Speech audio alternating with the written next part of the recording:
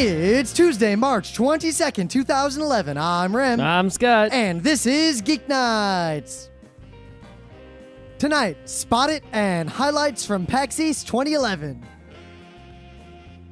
Let's do this. And we're back. Yep. God, 2 weekends in a row of conventions is almost too much for this pony. That is definitely too much. It wasn't just the conventions, right? It was like almost every night I was out doing something after work. I have not been home immediately after work since pre-PAX. Since pre-PAX? Yep. Damn, I actually have been home almost every day because I planned well. I had all this stuff to do. Yeah, I did all my stuff. And now, I had so much stuff to do, I couldn't do it all. So I opted to do the things that were out on the town and neglected laundry and groceries. See, I've gotten around things on the town by never needing things on the town. I mean, I needed new boots. Got it at Ross. I'm not talking about shopping. It's like going to meetings with people and events of various sorts. I got that hacker thing next week that I forgot about until I got a reminder about it. Oh, you actually can go to it? Yeah, might as well. The hacker town hall, the one we went to before? Yep. I don't know if I'm going to go back. The town This hall. one supposedly is more structured and has stuff going on. Really? All right, maybe I'll try it one more time. I may or may not go. I haven't decided 100%. Yeah, because the hacker town hall I've been sort of disappointed in. Not really the greatest expenditure of time. It's only because they don't have enough structure and they don't actually do anything. It seems to exist solely so that people who are desperate for venture capital can give business cards to other people who they think are venture capitalists. Yeah, whatever. I mean, I got more business cards thrown in my face there than any place I've ever been short of an anime con. That's what the tech things are all about. Yeah, it kind of bothers me. Apparently, there's this thing that's called the New York Tech Meetup, right? And that you think that that's like the biggest thing, and it is the biggest thing. There's a zillion people. It fills the Skirball, which is we went there to see Will Wright, remember? Oh yeah. And they fill it, I think, every month, and you have to buy a ticket to it. It's not free.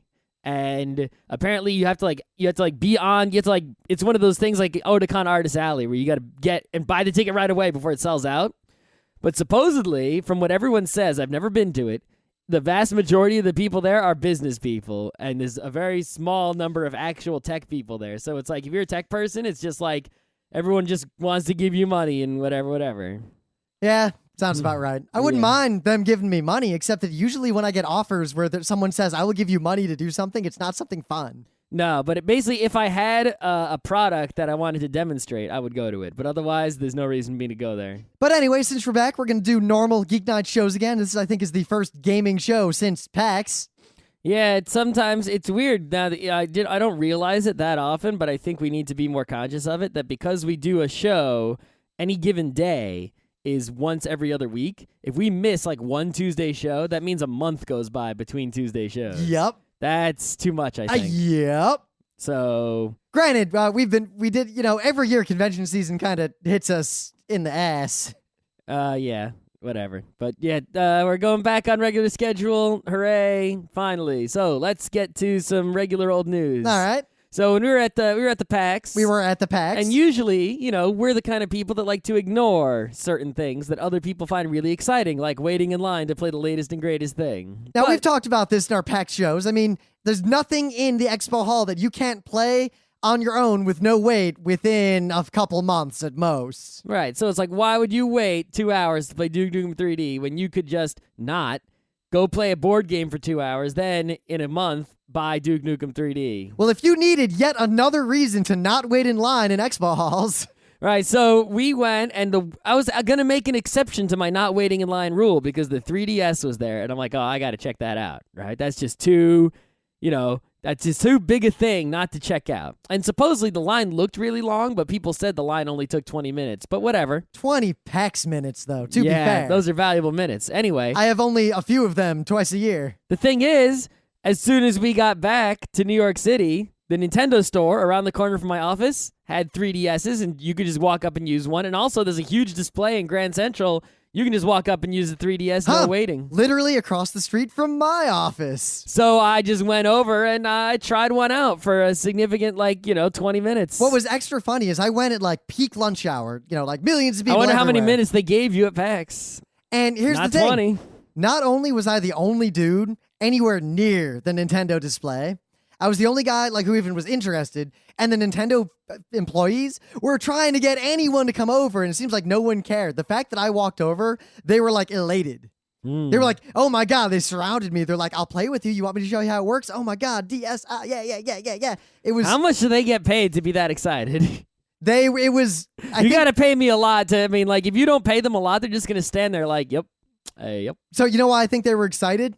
Boredom trumps all. There was nobody there. Nobody cares in the real world about video games. Anyway, yeah, it's like I want to bet against the 3DS because the signs are pointing south, but I can't possibly bet against the Nintendo handheld. That is the dumbest bet you can possibly make. I'm gonna bet against, but not in the way you'd expect. All right. Here's my problem. Go back to when the DS came out. Yep. When Nintendo was like, look, we have our Game Boy. It's number 1. We have the Wii. GameCube/Wii. That's number 2. The third pillar is going to be the DS. Now, that was code speak for the DS is probably going to fail, and we're hedging our bets. That's right. We can fall back on the GBA and just come out with a better GBA if the DS doesn't work. And of course, we thought Virtual Boy at worst, and both bought DSs the day it came out. That is a good strategy. It was a good strategy, except that there were no good games for the DS for some time after it came out. There was Mario 64, which I'd already played. Yeah, there were a few, but name another one. Name a game. Advance Wars. I had that. When did the first DS Advance Wars come out, Scott? The day after the DS came out. Yeah, and I already had 2 Advance Wars on the GBA. That's right. Yeah.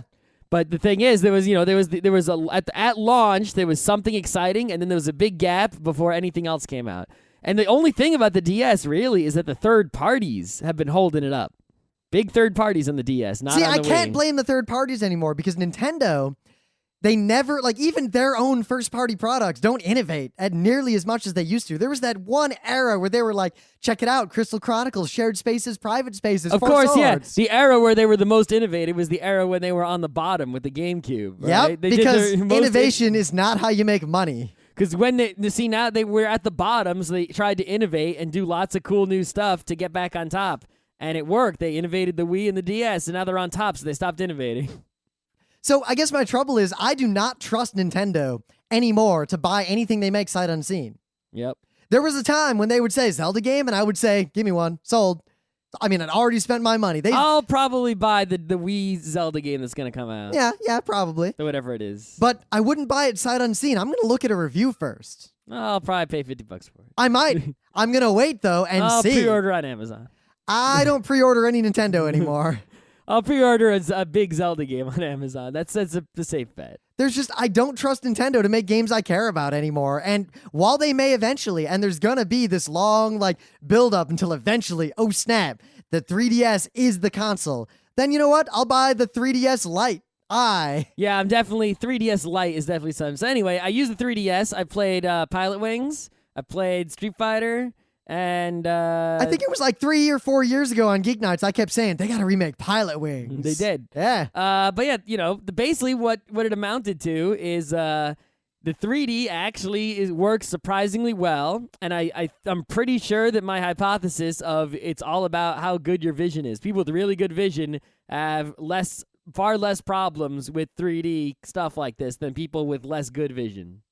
And anyway, I have amazing vision, so the 3D worked just fine. But if you do tilt it, it becomes 2D, if you got a bad viewing angle. Now, the funny thing is, tilting it, you tilt it 1.5 degrees left or right, and it kind of, it messes it up. Yeah. The depth just collapses, which is expected. I mean, obviously, But at least it doesn't become, unviewable. It just becomes flat.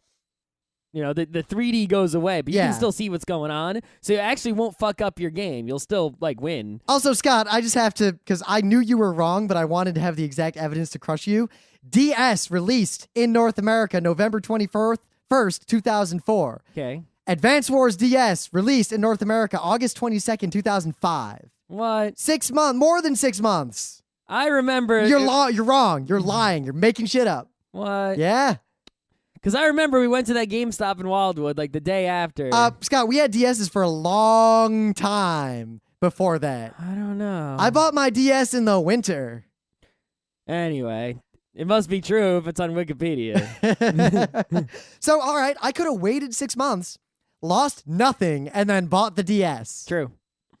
So, anyway, The 3DS, the 3D was way cool. There is no denying that the 3D was totally awesome unless, it doesn't work for you.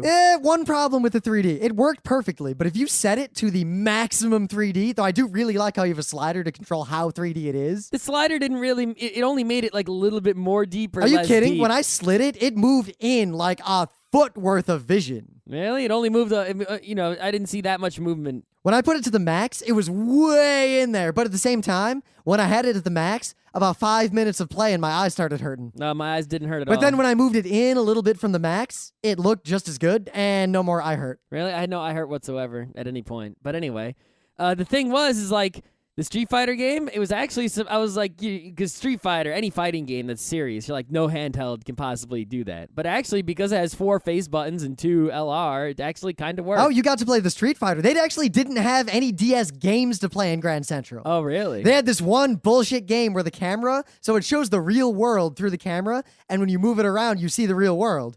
And there's stuff you gotta shoot. It's like a real space first-person shooter. Oh, that could be cool. It was cool, except it was like this stupid demo game that was obviously aimed at old people and little kids. Yeah, there's no way you're gonna pay for that. No. It's like, oh, this is cool. I would never pay for it. But it's interesting that in the World Store they had real games, and then in the real world where they're trying to demo it, they have the same kind of crap that they sell on the Wii. Oh, yeah, but and I also, Pilot Wings, was Pilot Wings. It's like fly through the rings, and I was flying through the rings, and I flew through all the rings successfully, and then I landed. Hey, Pilot Wings was a pretty revolutionary game. Yeah, but this is just Pilot Wings. It's Yeah. like, so it's like there's the 3DS is cool, the 3D works, but there's nothing on it that I want to pay for, and they're Thus, why I said I'm betting against it for me. I'm betting against it for the hardcore gamers. If I get the 3DS Lite, I'm putting it on the same, truck that I put my Pokemon on. I'm not going to get Pokemon Black and White. If they come out with Pokemon Gray, then I'll get it. Now think about what this means. I'm not going to get DS. I'm not going to get a 3DS. Scott, I'm going to wait for 3DS Lite. NES, SNES, N64, GameCube, all the Game Boys for decades.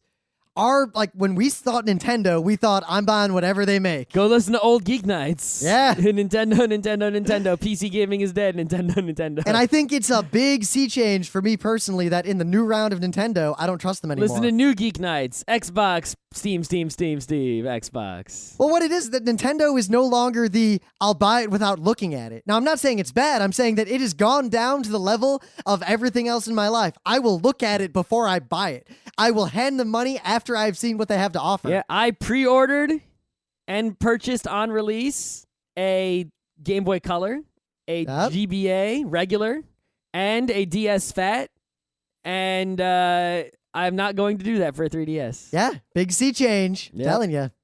So we played this game at PAX, and it's kind of like brain Jungle Speed, because as you know, Jungle Speed kind of made the rounds in the front row crew, and now we've kind of created monsters. Scott and I like the game, but I think everyone else in the crew likes it way more than we do. Yeah. But it is a good game. It's like a good warm-up game. It's not the game that you seek out. It's just the warm-up. Yep, like you play game. that to get the blood pumping, and then Tigris and Euphrates. That's right. So there was this dumb kid-looking game that for some reason, a bunch of people in our crew noticed it at PAX. I think it was Pete or Nuri. It's called Spot It. All right. And all it is little circular cards that have shapes on them, like snowflake or dinosaur, green shit. Well, they're not just shapes; they're like actual pictures. Like Hand with an drawings. eyeball, lock, bomb, all this stuff. And and they're all different sizes, but the shapes and colors are the same. Yeah. And every card matches every other card in at least one way. Yeah, so each card has like a whole bunch of different pictures on it. So you got one card might have a really small snowman, and another card might have a really big snowman. They're the same snowman, but they also have a whole bunch of other symbols. So it's like, how you can even notice that snowman is there? Now the thing is, the game is actually a whole bunch of different games. The baby mode, as we like to call it, just there's a pile in the middle. Everyone's got their card, and everyone looks, and if you see the match between the card in the middle and your card, you say what the match is and grab it. Yeah, because every card matches every other card, so it's not like, a luck factor. Everyone's got some kind of match. Now, what's great, you'll think, all right, we're all adults. This baby game, really, Rim and Scott, this baby game is the game you guys are going to talk about. This game made me feel real fucking stupid sometimes. Yeah, it'd be like, you'd be like eyeball, eyeball, eyeball, eyeball. There'd be like 4 of us, 4 smart dudes, all of us 20 to 30 years old dudes and dudettes, sitting around looking at this thing. We all know there is a match for every one of us, and yet none of us can match. for like 30 seconds. Well, because some cards it's just all about coincidence, right? You'll grab a card, and then the next card will have that same symbol again. So Then you're good. Lightning bolt, lightning bolt, lightning bolt. Right, but then sometimes your card will have like a whole bunch of blue symbols, and this card the only match will be a green symbol, but that green symbol is really tiny on like both cards. It's like you're never gonna notice it and someone else, by the time you figure it out, someone else has got it. Yep. But the end result is that it's actually a pretty great game, and it's definitely a game of complete skill-based stuff, right? It replaced Jungle Speed for one type of activity, because when we were in lines playing games, you couldn't really whip out the Jungle Speed because there was a lot more setup going on. We needed more space. You need a table with the totem. You got to be even around the totem. There's the danger of hitting other people in line with that totem. Yeah. Spot It, you can pretty much play on any surface. It doesn't have as many physical requirements as Jungle Speed. But it has other modes, and they're actually all pretty great. Yeah, but the thing is, the basic mode is like actually, while it's the baby mode, it's the most simplistic. It's also the highest, the one that's the most skill-based, right? Well, I would argue Dick mode is also high skill, but among low-skilled players, it's also a low-skilled game. Yeah, the problem with Dick mode is that there is skill to it, but there is a greater factor of it's also the vote who wins game. Well, here's the deal. When to play Dick mode, you unzip your pants and you whip it out. You put it on, and okay. So the pile is in the middle, and everyone has a card in front of them. If you see a match with anyone else's card, you say lightning bolt or whatever, and you put it on their pile. Lowest pile wins. Yeah, so it's like you have to try to match with the person who's not you that has the smallest pile to spread the damage around to make sure everyone else loses. Now, obviously, among low-skilled players, the game is basically who doesn't get noticed. The quietest people would win this regardless time. of their spotting skill, right? So the baby mode is the best at testing your spotting skill, where Dick modes test other skills as well. But Dick mode, the real thing, what it tests is the ability to not only keep track of that card up there, to keep track of all the other cards in real time, and to keep track of who's winning and who's losing. And they have modes like everyone holds a card, and then when you find a match between your card and someone else's, you give it to them, and then you keep going until there's one guy left with all the cards. Is that hot potato mode? I don't even know. I don't even know. We have our own vulgar names for every mode. The thing is, this deck of cards with all these symbols on it is actually surprisingly versatile at playing a whole bunch of different games, and it's super cheap. We paid $12, but on Sunday they lowered the price to $9. It's $10.08 on Amazon with free shipping now. You can't buy a better game for $10.08. Dude, it fits in the pocket of my kilt. Yeah. I mean, a bottle of wine fits in there. It fits in a jean pocket tightly. I think the highest endorsement I have for this game is that, our friend bought it, and we were like, whatever, and we played it, and then we liked it. So I bought it, and everyone else bought it, and as far as I can tell, the dealer sold out of this game. There was only one dealer selling it in the expo hall. Nobody would have looked at this game twice otherwise, but it spread very quickly through Mad props PAX. to whoever started the slippery slope on the Spot-Its. We've got a really good loadout now. We got like the Jungle Speed, the Bananagrams, the Spot It. We've got the whip it out at a restaurant games down. Yeah, we need more. The thing is, we have plenty. We already have the long, awesome games with lots of wooden cubes down. We just can't get people to play those. People just want to keep playing the restaurant games over and over and over. We got to get people to migrate from the Bananagrams to the Le Havre or Le Genoa and such.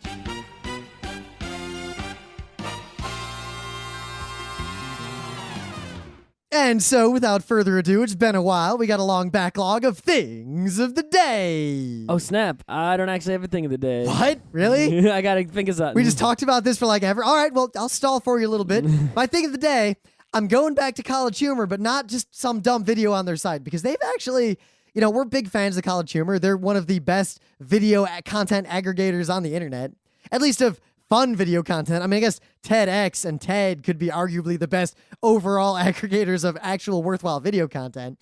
But I digress. Obviously, still stalling for time, as Scott, not saying anything, is desperately trying to find a thing of the day. Yep. So, College Humor has done a lot of original shows that have actually been pretty damn good. And I think the best one right now is Troopers. It's basically just kind of a Star Wars spoof about the stormtroopers living their normal lives, talking to each other, being dicks, guarding the princess, interrogating the princess, getting coffee for Darth Vader, and stuff like this on the internet, if it were anywhere else, would usually be pretty lame. And a lot of the early College Humor original videos were pretty lame, but this is top-notch, like A production values, and it's like a solid B comedy. Like, I put it on the level of, I don't know, I'd say this is what I would call the baseline level for a modern low-budget internet sitcom. Like, it's the equivalent of what Seinfeld was on TV. All right, I do have a thing of the day. So that was enough stalling? Yeah. Maybe. I was going to use this thing of the day on Monday, but you know what? It's okay to use on Tuesday because it's also partially gaming related, and we haven't used it yet. And it's one of those things that everyone on the internet has seen because it exploded everywhere. But it's got to be a thing of the day, right? You the can't... My Little Pony Epic AMV? No, we used that already. Yeah? This is something we haven't used already. All right. This guy upgraded from MS-DOS 5.0 all the way to every version of Windows, all the way up to Windows 7, right? And it's surprising that actually I believe from watching this, I have to believe he actually ended up with a better version of Windows at the end because he actually had like some of the Windows 3.1 apps that could possibly be useful, like the recorder. Who knows if that would still actually work? But see, the tricky part is that like some PCs, like if you switch to 64-bit or whatever, the upgrade path, the official one from Windows is, wipe all your shit out, start over. I think he did 32-bit only, which is the problem. Which is fine, because otherwise this isn't nearly as cool. I mean, I can upgrade from every version of anything to anything else by wiping out my hard drive between each step. It was just sort of amazing how, he put in Doom at the beginning, and Doom continued to work on almost every version. And then, for one version, it stopped working, but then, after he upgraded again, it started working again. I didn't actually watch it. Does he go the ME path, or does he just kind of skip that? I don't remember if he does ME, but he does 95, 98, and then he either does ME 2000 or just straight to 2000. But it's a really good video. It's totally worth watching, especially, for people with the nostalgia of the old DOS days, playing games on the old DOS, this will be awesome. And for people who, have never seen old Windows and old DOS, you'll learn a lot from this, of what it was like in those olden days. All right. So the meta moment, which for new listeners, this is where we try to cover all the stuff about Geeknights. So if you are a new listener, we got a forum. It's rocking. You should go to it. It's actually rocking. People will vouch for that. And you should follow us on Twitters. Yep. If you saw us at the con and you thought we were cool and Scott didn't want to take his picture with you, it's because he hates people and pictures and puppies. I don't know why. The thing is, I just don't know why anyone would want to take their picture with me. It's always funny when, you can see our two personalities. When a fan is like, oh my God, I love Geeknights. I'll be like, well, I'm glad you do. This is super awesome. And I'm thinking, I'm so fucking awesome. Oh yeah. And Scott's like, why the hell do you listen to Geeknights? It sucks. What's wrong with you? Do you have anything better to do? I don't know. If Scott has a pony name, it is henceforth Complainy Maine. Okay, After this sure. weekend at Zenkaikon. There's no bagels in the morning and I can't get breakfast. Did you not agree with that complaint? I got a Philly cheesesteak for breakfast, so I was fine. That is not breakfast. Anyway, just, some events coming up in the near future. There's a Nerd NYC board game night April 1st. April 1st, I'll be bringing Candyland. There's going to be the MoCA Festival. The Museum of Comic and Cartoon Art Festival is on April 9th and 10th. We're probably going to go on the 9th all day. We'll be there, so if you want to say hi, say hi. We're not doing any panels or anything. There's a convention in Long Island that we never go to and probably never will go to called Icon on the weekend following, the 15th, 16th, and 17th. Much more important, April 22nd through 24th in Boston at the Heinz Convention Center. We will be at, as we always are, except possibly next year, Anime Boston. A real convention, a big one. And I'm looking forward to it primarily. I love Anime Boston. It's kind of replaced Otakon in many ways for me as an attendee and a fan. But it's in the Heinz, which is a fairly crappy convention center. Actually, I like the Heinz. It's good. It just doesn't have the size necessary. It's crappy if you want to be a big convention. Well, I mean, you could be big in there. You just can't be ultra big. There's food over there. Oh, there's the best food. Oh my God, there's food over there. King's P. Oh, the Trident, the secret place that I'm no longer ever going to mention on the show. Because when we ate there once and it was the best breakfast and we tried to eat there the next day and it was too full because everyone found out about it. Yep. So now we're not going to tell anyone that it exists so we can go eat the awesome breakfast every day. Oh my God, that vanilla French toast. I can't even get over that. Oh my God. All right.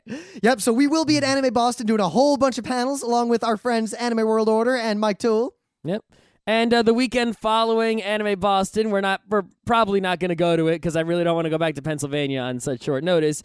But the Comic Geek Speak podcast, which is a podcast I listen to, they got their own convention that they've been doing for a couple years now, and it's going to be on that weekend. When are we going to do the Geeknights convention? April 30th and May 1st in Reading, Pennsylvania. Nah. This Comic Geek Speak Super Show. You can't not like that name. That's a good name. And of course, if you saw any of our panels at Zenkaikon or PAX, We look at the news on the site because we link to most of the slides so if you want to see like the list of board games we talked about. Yeah, go to frontrowcrew.com and then look in the bottom left and there'll be latest news, or in the navigation bar just click news and you'll see it'll be like a blog suddenly that has news. So 2 last pieces, then we'll get on to our PAX highlights. 1, if you saw us at a convention or you would like us to go to a convention, tell the convention and tell them to ask for us because we are our cup already overfloweth. We're not really looking for new conventions to go to. A convention has to come to us at this point. Yeah. Otherwise, we won't know it exists. Yep. And if it's in the New York area and there's not a bigger con at the same weekend, there's a chance we'll come. Yeah, there's sort of this equation, right? Size of con versus hassle to get to the con. So if and so it's like if it's far away, then it's a hassle. But if it's really big, it might be worth it. Or if it's really awesome, like MagFest. Exactly. But it also depends on the transportation, right? So like, for example, we didn't go to Genericon, even though it was very close. Why? Because it was a pain in the ass to get to it. Yep, we didn't do panels really ever at Anime Next just and it was because small. No one ever responds to our emails, and eventually we gave up. Yep. So anyway. Yep, that and also the second point, we are, as many of you know, the directors of programming for panels and workshops at Kineticon every year. And since last year? Yep, since last year. And Kineticon's kind of an everything con, but unlike cons that call themselves everything cons, it really is a goddamn everything con. It's an everything nerdy con. It's like a steampunk, anime, gaming, webcomic, art sci-fi, con. regular comic, yep, anime, board game, miniatures, video game. Now, nerdy con. We're in charge crafting, of panels. Knitting. We wanted to open panel submissions in October, but due to internal things over which we have no control in the convention, not everyone else, we haven't even yet opened registration for panels, despite the fact that the convention is in July. And the convention is already, like, the period of which you could get your $40 badge is already passed. Now the badge prices have already gone up. But if you live anywhere near Hartford, Connecticut, and you want to go to a 7,000 person con or a 21,000 person con, if you count it the BS way PAX counts, then just wait for it. We'll announce when we open submissions. And if you're a listener who does cool stuff, we're in charge of panels. And Kineticon may be small compared to PAX and other things, but the tabletop gaming there is worth the price of admission alone, not counting the awesome panels we're going to have. Tabletop at Kineticon is better than any gaming con I've ever been to except a PAX. I think the thing is, like the tabletop room, the PAX now has bigger tabletop and perhaps more and better players, but the library at Kineticon is unmatched. Oh my god, that library. The PAX tabletop gaming library is not as good, not even half as good as the Kineticon tabletop gaming library. All right, so PAX. We usually do these kind of very long-winded convention reviews, but I think we've been to enough PAXs to where we don't need to tell you that there's an expo hall. Yeah, let's just stick to the things that were different about PAX East 2011 versus previous PAXs. So if you care about like the details of what it's like at PAX on a general level, like, oh, the concerts and the panels and the art, well, there is no Artist Alley yet, but all that stuff. We've got, I don't know, like 3 or 4 other PAX episodes I'll link to. Yeah, just go listen to those.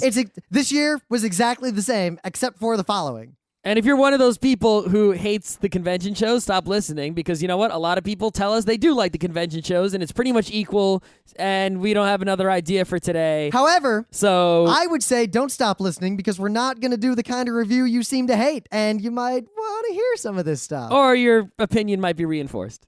All right, so in no particular order, it was in the BCEC in the middle of fuck nowhere. Yeah, we've never been to the BCEC before. New building for us. It was a gigantic... Basically, I think Mike Toole had it right. He said it's an airplane hangar that happens to be empty. Now, it's relatively new, and that counts for more than you would think. The BCC in Baltimore is, so far to this day, the best extremely large convention venue I have ever laid eyes upon. Architecturally. Yeah, forget the city, forget the cons, anything else. The actual building, the layout of the convention center, the variety of spaces, the size of the spaces, the BCC. Layout of the spaces. The only flaw of the BCC is the road and bridge in the middle. No other flaw does it have. Like, it is perfect, and it is actually way bigger than the BCEC in Boston. And I'll just harken back to when they first announced there was going to be a PAX East. When they said Boston, I said, what? Yeah. But Boston's working out okay. Yeah. Yeah. Except for the fact the problem with the BCEC is, as we predicted, there's not much near it. You got to walk a distance to get to anything. And even then, you'll walk and there's a distance. not much variety, and the stuff that's close is packed, because especially if you want to eat dinner at a reasonable hour, all the PAX people are already in there, 3-hour wait to eat at this really good place. So I think our mistake on every day other than Friday was that we tried to go to a nice restaurant. You know what we should have done? Ordered pizza every day. Yeah. Because that actually worked. It did work. The go to the Mexican place worked, but wasn't going to eat there more than once. Yep. But seriously, this venue, while smaller than the BCC, basically consists of 3 airplane hangars. Like gigantic rooms. Well, it's actually one. They just had 2 dividers. Yep. And only one of them was actually really, well, I guess 2 of them were used. Yeah, it was divided into 4 sections, I forgot. actually. Daddy, so 4. it's an airplane hangar divided into 4 pretty much sort of equal-ish sections, right? The first section was Expo Hall, then tabletop, then the queue room, which they only used that queue room for the Expo Hall. They actually put the main events queue up in the main events area, which is different. And they only ever actually used half of that queue room at most. And then there was a cafeteria area, which was secret tabletop number 2. Yeah, it was tabletop great. number 1 was so crowded. So it was pretty great on Friday night. It was basically us and a whole bunch of bronies and listeners and crew hanging out. So there's like 30, 40 of us in this room, just kind of spread out. The room is the size of a football field, and we're the only ones in it, except for the sleeping security guard. There's this one BCEC security dude asleep on the far end, like passed out in a chair. Near the gigantic garage door that you could drive like a gigantic truck through. I really wanted to have all of us quietly walk over and just stand around him and wait for him to wake up. Yeah, I didn't think that was That would have been a good great. idea. That would have meant losing PAX minutes. Might have meant getting tased. Maybe. I don't think he had a taser. But yeah, they actually didn't notice we were there because the con ended at 2. Yep. And we were still there. And no one came to check on us. Nope. And we didn't really run into many people on our way out. No. But yeah, basically there are a bunch of smaller rooms on 2 different levels on the sort of the hallways on either side of the airplane hangar. Panel rooms are gigantic. Now PAX has no problem with panel room size anymore. Yeah, they don't fill up. You don't really have to wait that long unless you want to sit close or unless it's famous person panel, which was not our panel. We had our one panel had half attendance. The other ones on Sunday filled up mostly, but not 100%. So you didn't have to wait in line. Yeah, the room seated like 1,200 or 9. I forget. I think it was 1,200 in the big room, and it might have been 1,000, and we were like 90% full. Yeah, whatever. Friday's tough though, as the cost of concerts. But I mean, everything else about the venue is great. But I can't understate the value of having a new convention center because while the layout kind of is like the Javits and that is big and open and echoey, the sound and the loudness weren't nearly as bad as I expected, just due to modern engineering. My only real problem was the surrounding area, which we knew about, and the fact that because it was a big airplane hangar, walking to anywhere took forever. Oh my God, we were playing this game of Paranoia in the cafeteria area, and I was like, I'll be right back. I'm going to go get a drink from that drinking fountain that we could all see.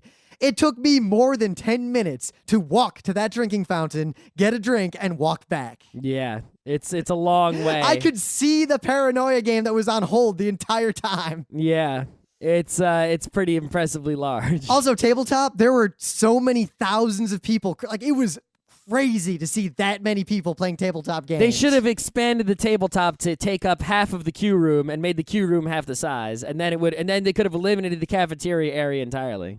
But anyway, there's really no trouble with the venue, man, other than the obvious stuff of it's in the middle of nowhere and PAX ain't moving. I have it on good authority now. The maximum capacity of the BCEC as it stands is 24,000 people, which is actually pretty small. The true capacity has to be bigger than that. That sounds like a stingy fire marshal. But I've met the fire marshal of Boston, and he's an awesome dude, so I don't know why he'd do that. So I looked into this a little bit. I did some investigative journalism. Okay. The BCEC and the city of Boston will not tell me what the maximum capacity is. Oh. They outright refuse to tell me. Oh, why and is when this? And when I said I have it on good authority from several other sources that your capacity is 24,000, they didn't respond. They just stopped answering my emails. Uh-huh. So, and I even threatened him. I was like, look, I'm going to go to press with the number of 24,000 and assume that is correct unless you tell me otherwise. Mm-hmm. No responses. I also learned, and I have this on pretty good authority, PAX is by far the biggest event that has ever been hosted in that center. That's probably correct.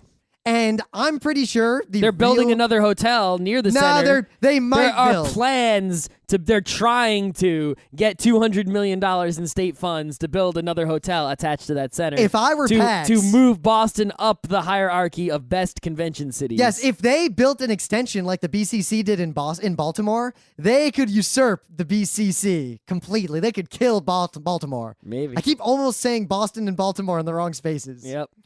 But yeah, it worked out pretty well. Keynote, very good. The keynote was fantastic. I like how she didn't spend 100 years talking about her gaming history and instead actually talked about a topic. Yeah, it was a great topic. We played a bunch of games with her and the audience that were pretty good. Yeah, and she taught us a lot of interesting things about chicken knee bowling or whatever you call it. I kind of want to play bark ball. I don't want to play bark ball. You don't want to play bark ball? No. It was a heartfelt, meaningful, awesome keynote. Like it was educational. great. Much better than Will Wheaton, who was just pandering the whole time. Yes, but at the same time. But the thing is, I have a feeling that many people will not share that opinion with us. Well, my opinion is complex. When I say that Will Wheaton did the worst keynote PAX has ever had, that's like saying that this 23-karat bar of gold is the worst bar of gold I've ever had.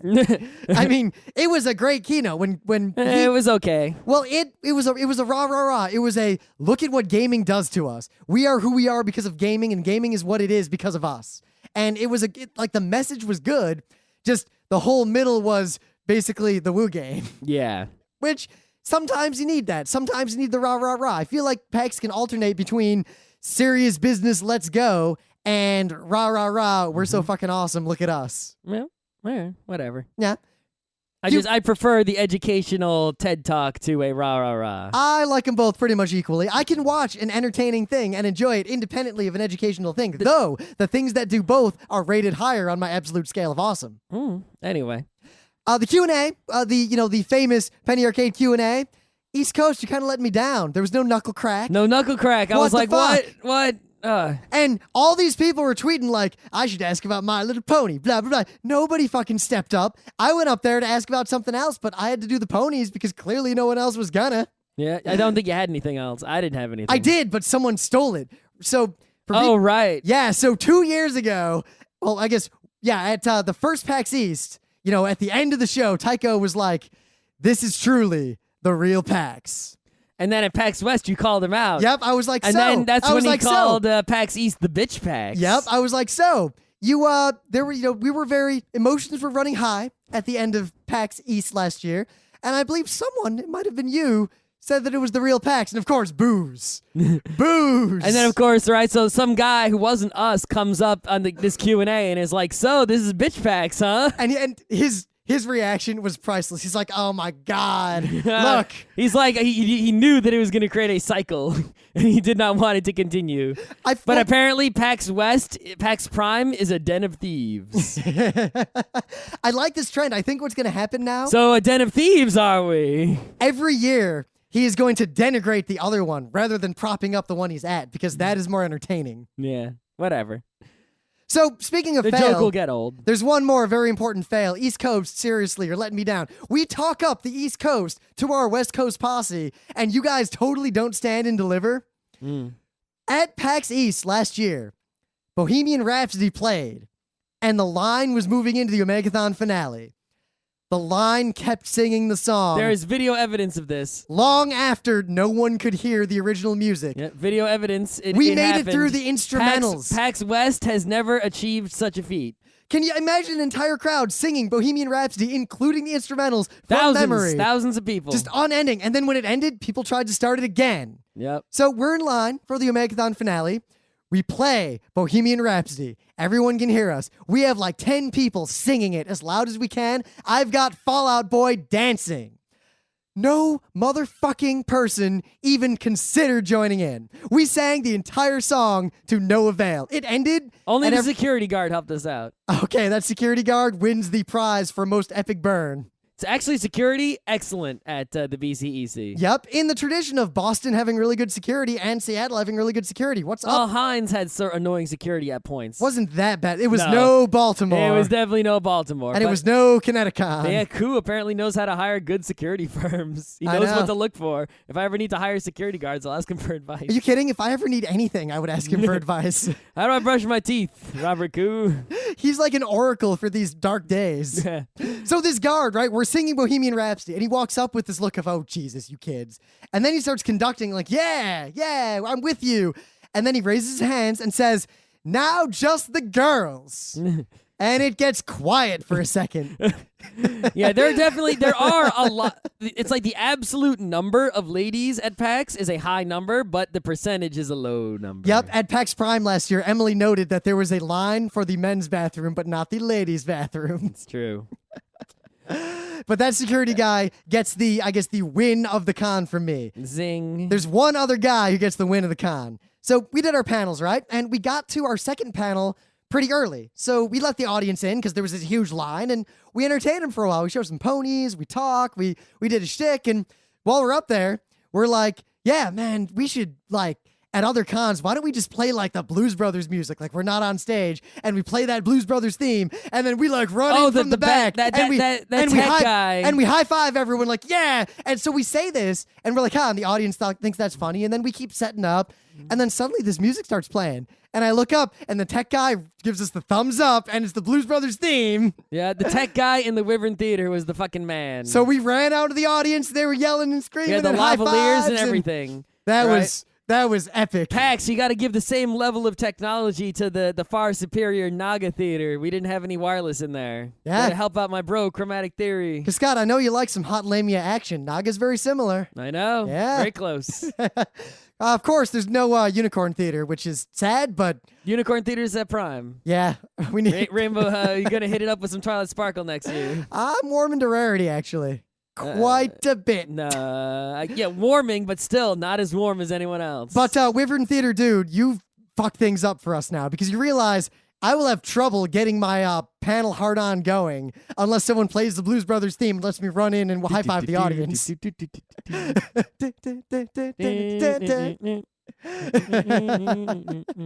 I guess we should talk about the Omegathon because there was a big turnabout, unexpected. Yes, our predictions for the Omegathon were along the lines of Rock'em Sock'em Robots and things of that nature. Well, Crossfire. We were so sure because one, Well, here's the thing, right? Last year, PAX East, the Omegathon was different because it was co-op.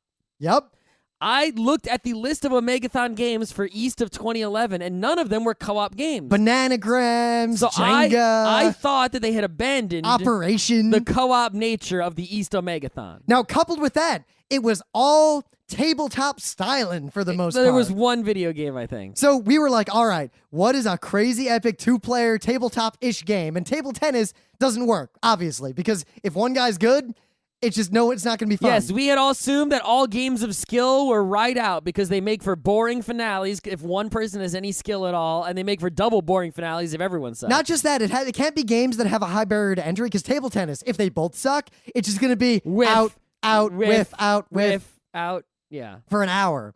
So we thought long and hard, and Rock'em Sock'em Robots, my prediction was Crossfire, knowing that, being epic, they could play the Crossfire music during every round. Crossfire! A great follow-up to Final Countdown. My secondary guess was air hockey. Maybe. Because tabletop, low barrier to entry, high skill cap, but not unreasonable, and nobody's good at air hockey. Yeah, but anyway. So we go to the PAX staff because we're like, look, don't tell us. You probably don't even know. But we want to tell you our guesses so that if we're correct, then it will be, like we're the man. So I won't name names because I don't want to reveal any secrets of who knows what and when, but there is a cool dude involved in PAX whose game is to not know for as long as possible what it actually is. Mm-hmm. So we give this person our predictions, and he's like, well, I don't know, so I can't betray anything. And this guy behind him, who I'm also not going to name, starts laughing hysterically. So he leans over and he tells the guy who doesn't know what the games are. It's not both of them know. And they look at us and they just laugh. So I was like, oh man, we're totally right. We were so wrong, it was pitiful. Right. So against all of our, first of all, I did not realize that PAX East still is, and I will probably be next year, a co-op Omegathon. I like this. I like this a lot. 2, so I wasn't even thinking of co-op games. 2, they chose a game of high skill. Ika fucking Ruga? And it Oh was my weird because, God. like, I'm standing next to Dragon Master Lou, right? The panels guy from Anime Boston, and they start describing the game. They're like a Dreamcast game of reversing polarity. And I'm like, they wouldn't pick Ikaruga. That's a game of skill. And Lou is like, it's Ikaruga. And I'm like, yes, every clue they just said implies they might as well have just said Ikaruga already. It's like reading Arcane Runes. All of the words I've said make sense, but the message does not. Even though they said it was Ikaruga, and I'm like, they just described Ikaruga. That's what it's going to be. And remember, this is a matter of seconds we're talking about, so I'm thinking faster than they're talking. I'm like, they just said it was Ikaruga effectively, but there's no way it would be because that is a game of high skill. Before the word polarity, I was like, Choo-Choo Rockets. Because he was like, yeah, and he said Dreamcast. I was like, Choo-Choo Rockets. Yeah, but then he was like polarity, and I'm like, Ikaruga. He was like complicated and visually stimulating. I'm like, yeah, Choo-Choo Rockets. Yeah. And then Ikaruga comes on, and I'm like, holy fuck, are you shitting me? So here's what got me. Both teams were surprisingly competent. Well, one team was less confident than the other team by a significant amount. The left team won by an order of magnitude, as would have been obvious from the start, but it was still pretty goddamn epic to watch. Yeah, because one of the guys on the right team actually managed. He had skill and held out to the end, but both players on the left team had skill. Though I think if it was an individual competition, the good guy on the right team would have won. The score he had, just him, was pretty fucking impressive. Yeah, I was very surprised at the amount of skill laid down in a game that is not only a game of high skill, but also a game where memory is more important. Also, right? I watched some clips of the operation round of the Omegathon. I kind of wish I'd been there to see that. Also, the Jenga round, right, was a game of giant Jenga, right? Not normal-sized Jenga. I wish I'd been there to see that. Had I known that, I would have gotten in line for the concert to see that live. I definitely like the move they make where they put the Omegathon rounds at the beginnings of the concerts on Friday and Saturday. Well, because when they make it just like Omegathon round in a panel room, people don't go and it's not as exciting. But having it like be that big event, it makes every round of the Omegathon feel just like the end of the Wizard. Yeah, it's a good move. So if we could change things about PAX, and there's always, any con we go to, there's things we could change. Luckily for PAX, it's not like other cons we go to, I won't name any, where our changes are like mail the badges or don't fuck up or I don't know, check the badges at the door, have panel rooms. But we do have suggestions for PAX, and I think PAX East is in a position to experiment in a way that West will never be able to just because of this venue. This venue was quote-unquote full. They could easily fit 10 to 15,000 more people in that place. But they couldn't enforce that many more people. No. They need enforcers like water needs hydrogen. So rather than say, well, let's just make it bigger and like have tabletop, twice as big, I think we could do something very simple. One, they had an overflow room for the concerts and all the main events, including the keynote. That was brilliant. That room seats like 700 people. Yep, totally worked. But it was never even full, even though all the concerts were full. Like, no one got in. People lined up, they shut the doors, no one else got in. I guess people just didn't want to watch the concert in a dark room on a big video screen. No, you know what I think that is? Look at all of our panels. What question did we ask to every panel before we started? How many of you are at your first PAX ever? It was more than 3/4 of the room at every panel. That was true. I think the majority of the people at this PAX had never been to a PAX before. Possibly. And many of them had never been to a convention before. Possibly. So that definitely skewed things. Not possibly, probably. Because remember, when we went to our first PAX, those concerts were some of the greatest things I'd ever seen. Yep. Like, I just couldn't shut up about those concerts. In the immortal words of Big Mac, yep. So what I would do, because that overflow room's never going to fill, get rid of all the chairs in the back and put like 3 rows of tables and chairs so people can play games in there while they're watching. That would be awesome. Because there were a lot of people also turn the lights on who thought they would play games in there and then they really just couldn't, so they gave up. Yeah, I do know some people who play games on the floor in there. Yeah, but I think how awesome would it be to sit in tabletop and be able to watch the concerts? Yeah. Yeah. And the main events. I mean, yeah. The Omegathon. I would have watched that Jenga in the overflow room. Yeah, sure. 2, this is something we've suggested to every PAX. PAX East now is the first time they've ever actually been in a position to do it. PAX needs an art show, pretty much identical to Otacon's, except all the auctions go to Child's Play. Well, it doesn't need to be, art show is good, but they definitely need an artist alley. But it doesn't just have to be artist alley. Well, It no, could just I said be- art show because I think artist alley is kind of a separate thing. They could do the art show independently of the BYOA. Yeah, plus the art show shouldn't just be like art hanging on a wall. It should just be a stuff show, right? Any craft whatsoever. The social currency something. Sell something you made for Child's Play show. Now, the thing is, they still- already have a separate event, the Child's Play charity dinner and auction, which they do every year. So I don't know if they're thinking that it would be redundant with that. But see, the thing is, at PAX, it'd be a different vibe. If you do it, like, imagine if they did it art show style, like the way Otakon does their art show. And they do the bidding. Silent auction with non-silent auction at the end. Yep. And also just the fact that people who want to show off their stuff would put things in. They don't care about, they care about the charity, but really, they just want to show off their art. And PAX is about a webcomic. A webcomic is art. A lot of people who go to PAX are way into Gabe's art. I think there's a huge artist overlap between video games and Penny Arcade fans that would make an art show at PAX bloody fucking brilliantly amazing. It'd be all right. I mean, the thing is, it's the Penny Arcade Expo, and there's a whole lot of gaming and not a whole lot of comics. But Penny Arcade is a comic before it's a game, and I think there just needs to be a lot more comic stuff. And the people who go to PAX are looking, these kinds of people are looking for more opportunities to show off their stuff, show what they can do, and not just, it's like the only people who get any play at PAX are the indie developers, basically us on up. And the people who are us and below, they want a little table to show off. They want a little, to be able to put up their art somewhere and not just in a cosplay, sort of form. Maybe they make something else. They want some sort of, room or space at PAX to express themselves. And PAX definitely has plenty of room at East, at least. They could do it. Now, the other thing is, look at how much crowding there was in Tabletop, in the Expo Hall, in all these other places, and yet there's all this empty space. If they just had an art, take the Q room, cut it in half.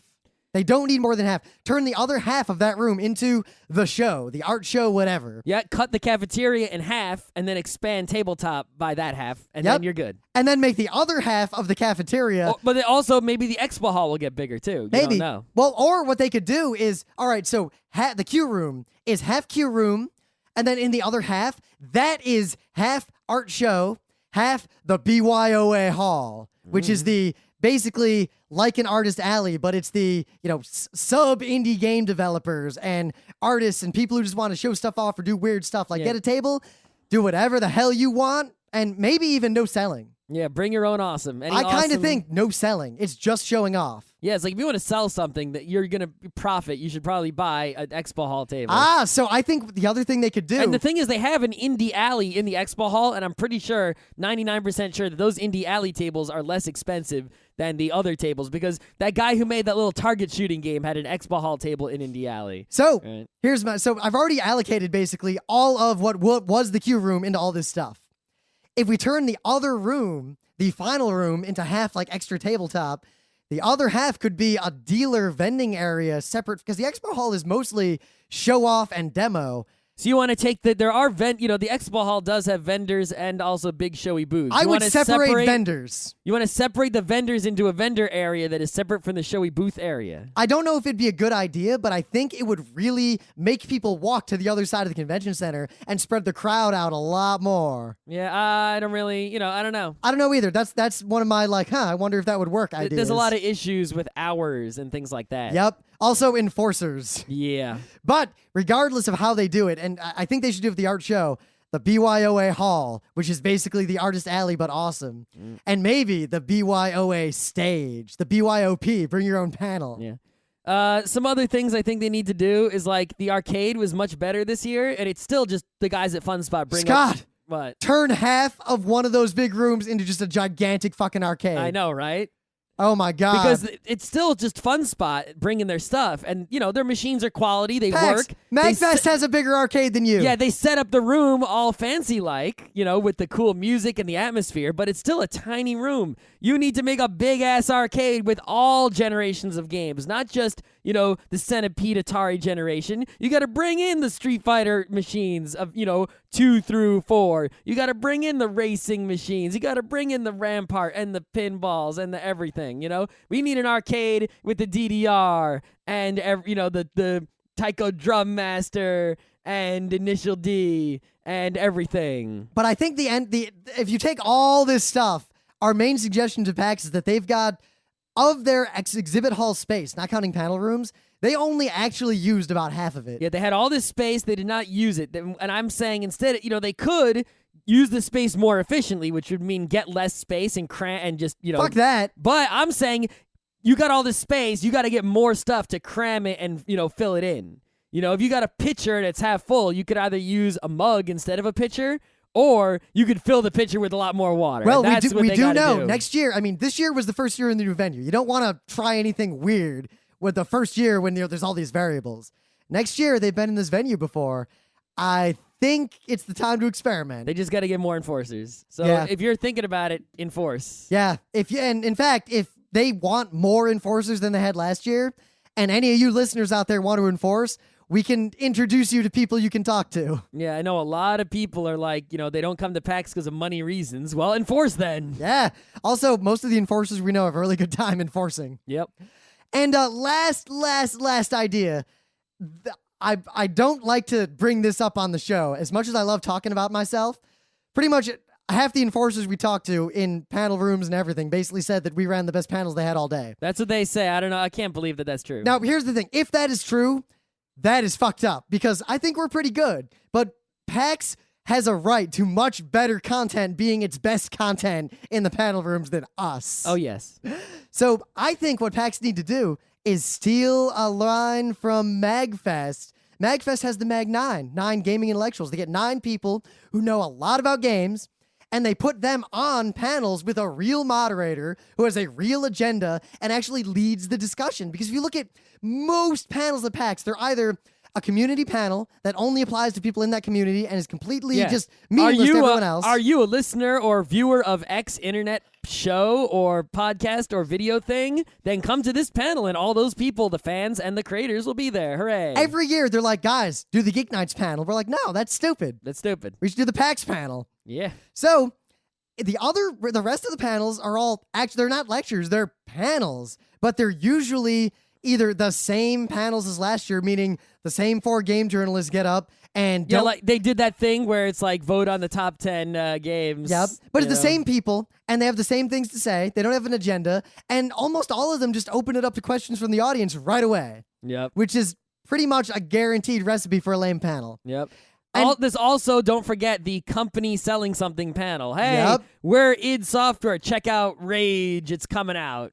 We're going to show it to you. Now, those panels actually often fill up, and actually that's a good use of panel space because that's a way, like, people are interested in it. I kind of wanted to go to that. I only didn't because the Rage panel was full. Yeah. But I guess if MagFest, with its level of professionalism, I love you, MagFest, but if you can pull off professional, moderated panels with experts in games and game theory that everyone who's in that room finds really awesome, PAX can do the same. PAX needs you to steal that formula straight up. Yep. You got to go. If you can't get people to fill the panel rooms with stuff that's people like, you need to go out and solicit it. Go find people and say, hey, you would do an awesome panel at PAX. Come and do one. Whatever. Yep. Otherwise, we'll see you at the next PAX. Wait, one more thing. One more thing? Stop lying about the attendance. All right, PAX, I'm warning you. We're going to have to call you out at Prime. Yeah, it's not going to... It's like I was going to call it out at the Q&A, which is an inappropriate place to do it because it's like...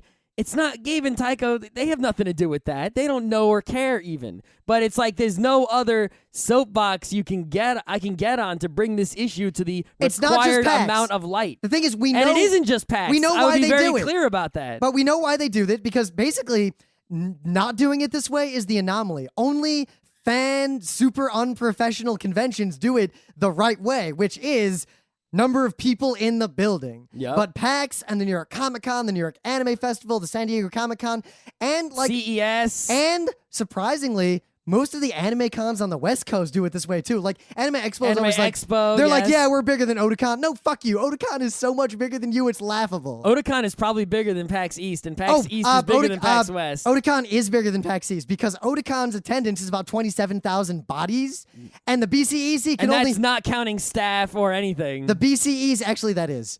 The BCEC only holds 24,000 people at once. Yeah. And the total attendance of PAX East was, I do know the number, I won't say it because it was given to me in confidence, less than that. Uh-huh. So, So.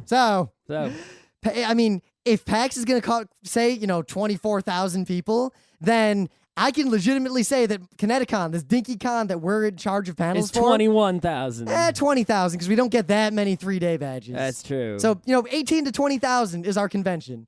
Yeah. Yeah. So this is a pet peeve of mine, and I'm going to bring it to light if it is not rectified. Because it just needs to be known mostly by the journalists who keep reporting the number without understanding it. Yep. I feel like we need to make a tweet account, like one of those apps that looks for anyone quoting attendance numbers of any convention, and if it's on the list of cons that do turnstile, it corrects them and tweets out. Kind of like that Blood Elf account that yells at you for swearing all the time. Really? I never see that. I saw it once and I banned it, but anyway. I get an annoying Navi, and I also get I'll buy that for $1 all the time. I Hey, listen, do- if you say Zelda, it goes, hey, listen. And if you say RoboCop, it says, I'll buy that for $1. I follow Duke Togo, though. Dot, dot, dot. ...